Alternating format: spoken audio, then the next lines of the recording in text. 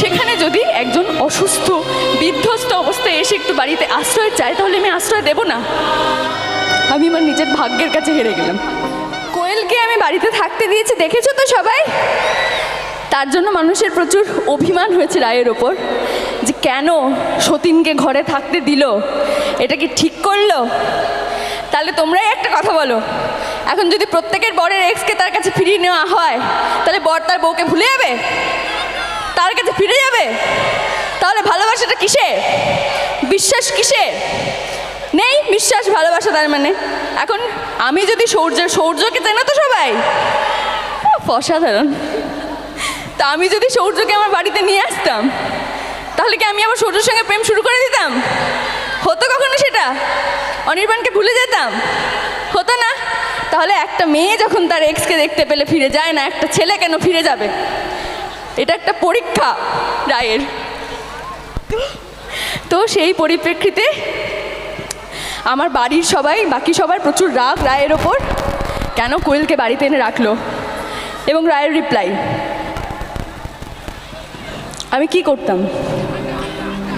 করতাম আমি একটা মেয়ে যার কেউ নেই, স্বামী মারা গেছে, বাবা মার সঙ্গে যোগাযোগ নেই, দাদা বিদেশে থাকে, কেউ নেই তার, একটা এতটুকু বাচ্চা মেয়ে তার সাথে করে এসে রাত্রিবেলায় দরজা নক করছে, দিয়ে বলছে আমাকে বাড়িতে ঠাঁই দাও। আমি কি করতাম? না, ঠাঁই দেবো না, বেরিয়ে যাও তুমি এখান থেকে। কেন করতাম বলতে পারো? কেন?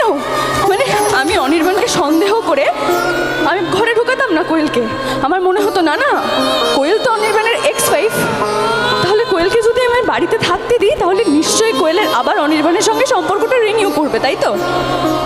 তুমি একটা কথা বলো তো বৌমনি, সেটা কি অনির্বাণকেই সন্দেহ করা হচ্ছে না?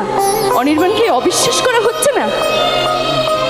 কোয়েলের সঙ্গে অনির্বাণের সম্পর্কটা অনেকদিন আগে শেষ হয়ে গেছে বৌমনি, ওটা পাস্ট। তারপরে অনির্বাণ আমাকে ভালোবেসেছে, আমাকে বিয়ে করেছে, আমাদের দুজনের একসাথে সুন্দর একটা জীবন কাটাচ্ছি আমরা। সেখানে যদি একজন অসুস্থ বিধ্বস্ত অবস্থায় এসে একটু বাড়িতে আশ্রয় চায়, তাহলে আমি আশ্রয় দেব না। সরি বৌমনি, আমি কারোর কথা শুনতে পাচ্ছি না গো। আমি না ওইভাবে মানুষ হইনি কখনো। ছোট থেকে বাবাকে দেখেছি অন্য সবাইকে সাহায্য করতে, হেল্প করতে। তাই এরকম করুণ অবস্থায় যখন একজন আমার বাড়ির দরজায় এসে দাঁড়িয়েছে, তাকে আমি ফিরিয়ে দিতে পারবো না। আর তাতে যদি আমি দেখি যে না, আমি খুব বড় ভুল করেছি, খাল কেটে আমি কুমির ডেকে এনেছি, তাহলে বলবো আমি হেরে গেলাম, আমি আমার ভালোবাসার কাছে হেরে গেলাম, আমি আমার নিজের ভাগ্যের কাছে হেরে গেলাম।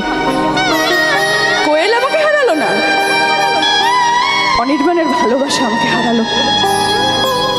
Thank you. অসাধারণ, সো মাইন্ড ব্লোয়িং।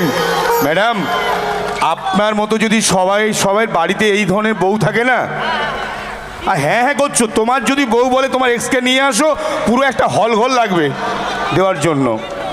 তো চলো, 3টে এক্স।